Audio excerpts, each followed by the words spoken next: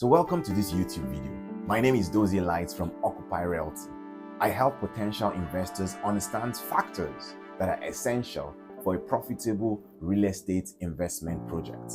And in this video, we're going to be talking about off-plan building projects, the benefits the off-plan building projects have for potential investors. We're going to be talking about 5 of those benefits. We're also going to be talking about 5 constraints potential investors need to look out for. And because of the prevalence of this off-plan building project, especially in the city of Abuja, we're also going to be looking at the benefits these off-plan projects have for these developers. You would love to watch this video to the end in order to see the benefits that off-plan building projects have for developers. So let's know your take on off-plan building projects. Go to the comment section and comment on your perspective of off-plan building projects.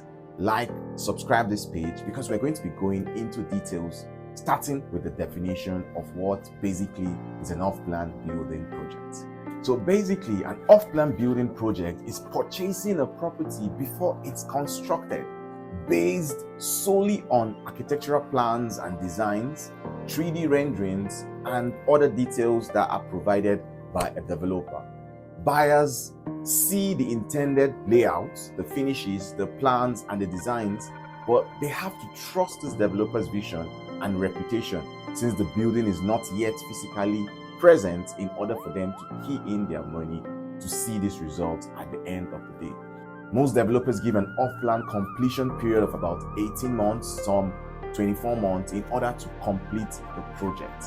This time period is very important for potential investors to understand that there is a period that they're putting down their money and there's a period that the property is going to be ready for their use.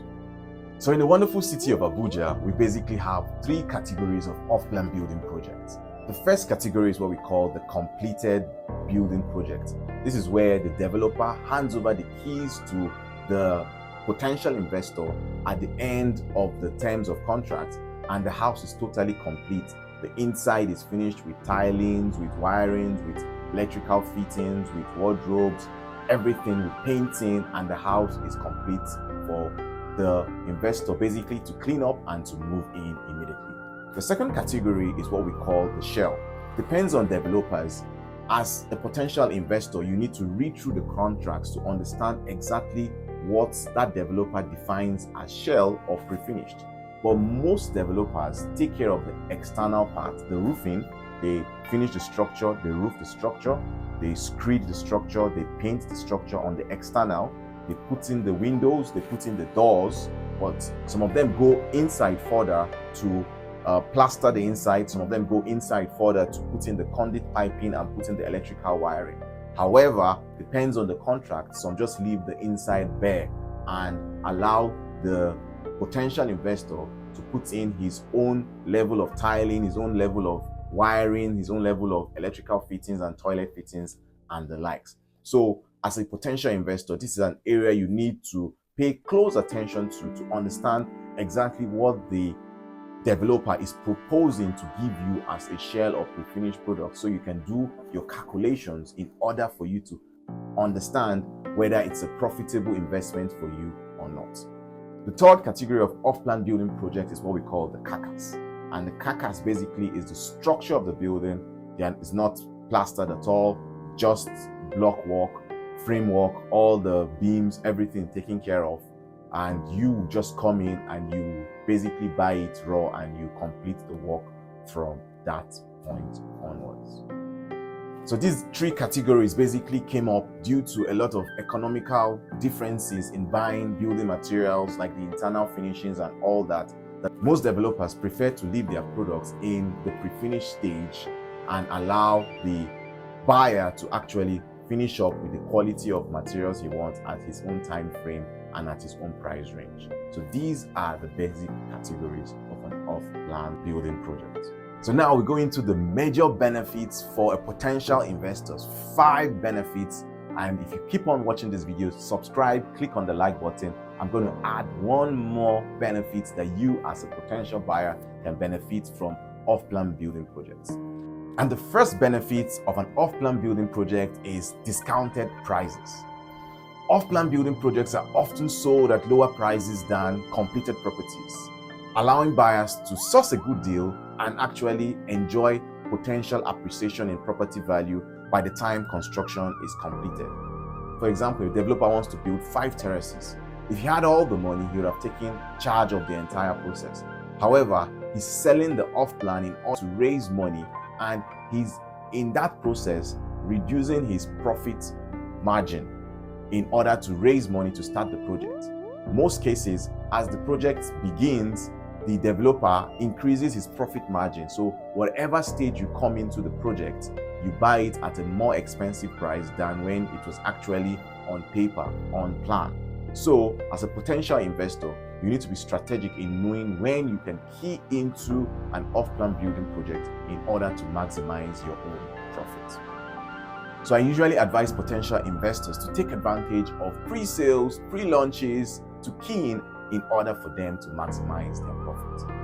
The second benefit for off-plan building projects for an investor is customized options.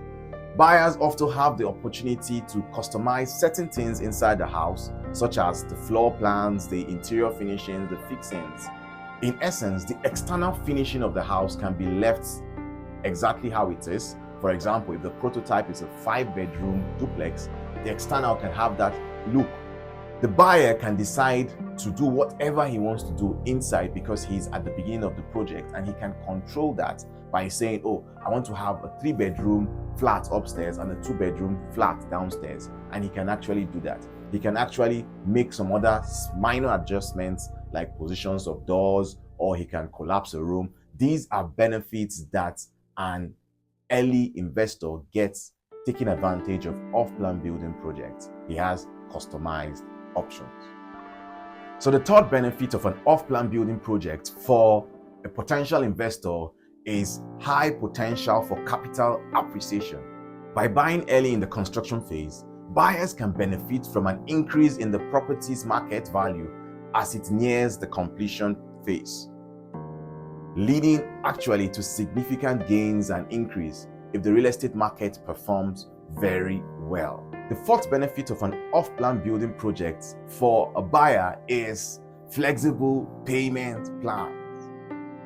Developers actually offer staggering, mouth-watering payment plans in order to attract a lot of investors at that initial stage.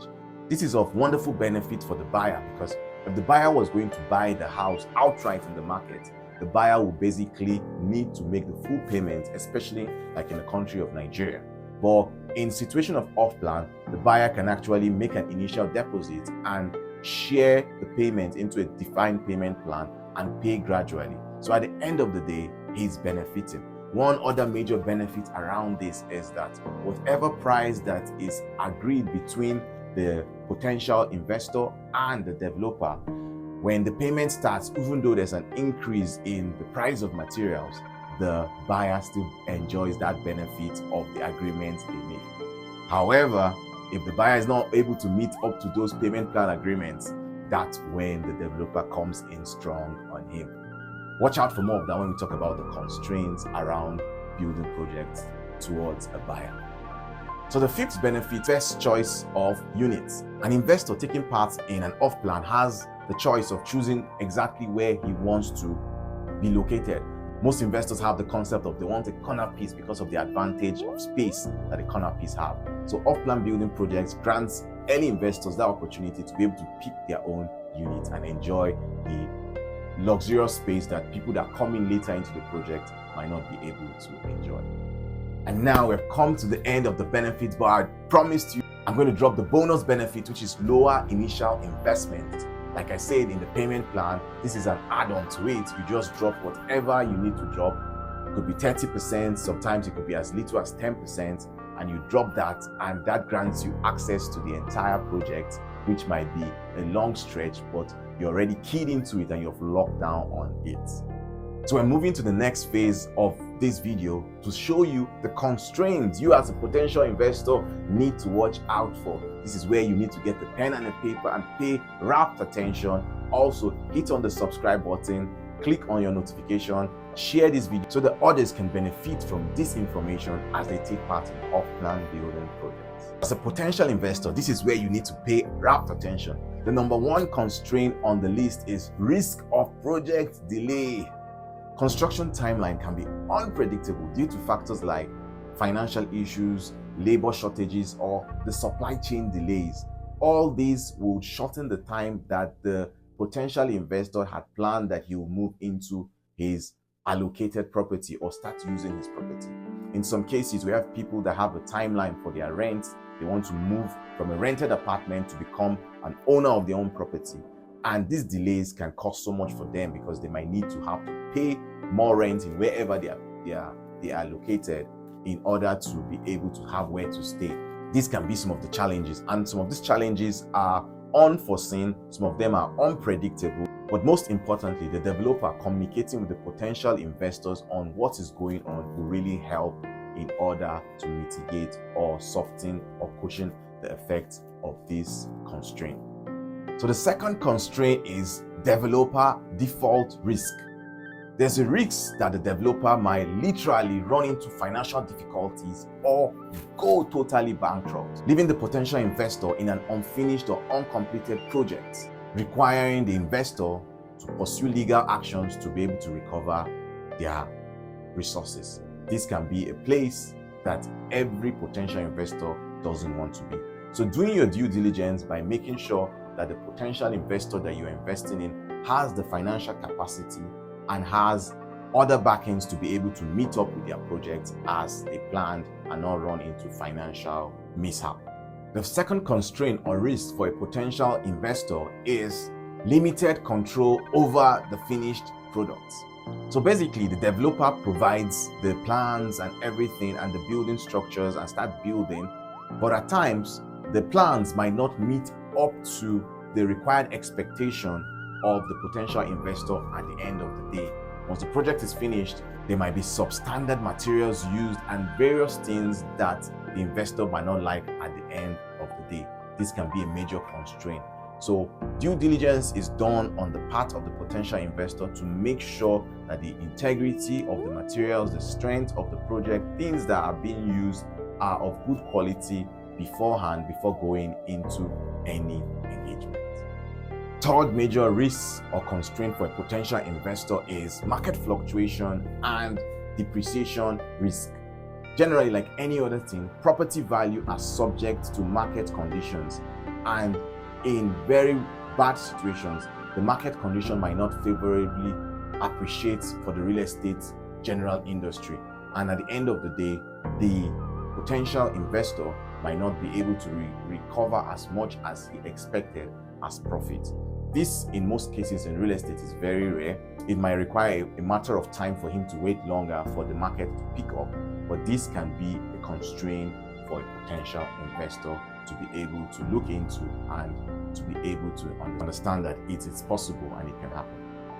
The fourth constraint for a potential investor is high financial commitment without immediate use. Most potential investors have where their money is working all the time. And in cases like this, yes, their money is going to produce profit in the future. They understand that.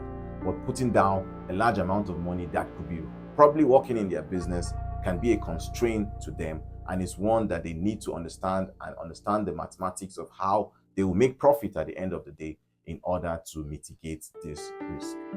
So it's very important for them to know that once they put down their money, they cannot begin to rent out the property immediately compared to buying a property. But the advantage is that they're putting down a little amount of money. So these are the plus and minuses. These are the constraints that they need to understand. So the fifth major constraint is potential lack of transparency. And this happens, we've seen it in the city of Abuja, where you have developers that are not transparent, are not providing updates or clear information about the construction progress, which leaves the potential investor in the dark, which can actually leave buyers feeling uncertain about the investment and its timeline. This has to be taken care of by the public relations officer of the development company. They have to be able to communicate with their buyers or their potential investors on whatever is going on and keep a friendly relationship in order to make everyone happy at the end of the day. So in summary to all these constraints, I would say it's always very important for you to deal with a credible developer. Do your due diligence, ask all the questions you need to ask, cross all the boxes before you engage your funds into a project so that you can actually come out with benefits rather than with a lot of risk hitting you down. And so in conclusion to this video, I'm going to be talking about three basically benefits of developers. Why do developers decide to do off-plan projects? Number one reason is early cash flow and funding. So off-plan projects allow developers to source for early cash flow in the project. Down payment and installment payment from buyers provide a crucial source of funding, reducing the need for external funding and financing, borrowing, loaning, and high interest loans that could affect the construction profitability at the end of the day. The second major benefit developers enjoy is reduced financial risk. By actually sourcing buyers before construction is complete, developers reduce the risk of unsold units after the project completion. This helps stabilize the cash flow and mitigate potential losses, making the project more financially stable. The third benefit for developers is market validation and investors' confidence. So when developers have strong off-plan sales, it demonstrates the demand for the project, the location and everything. And this allows the developer have confidence in the marketplace and be able to bring in other investors into the other parts of the project because the initial parts have been taken care of, knowing that other people had confidence in this project. Therefore, this new sets will believe that, okay, this project is going somewhere, and will also easily put in their money into the project. Finally, for developers, it also helps their branding to be able to sell off-plan building projects, showing their stability and their integrity in the marketplace. So if you are a potential investor, you need to go through this point and actually do your due diligence, find out what kind of developer you are actually engaging in before putting your money down. Thank you. If you have other topics you'd like me to talk about, you can put them in the comment section.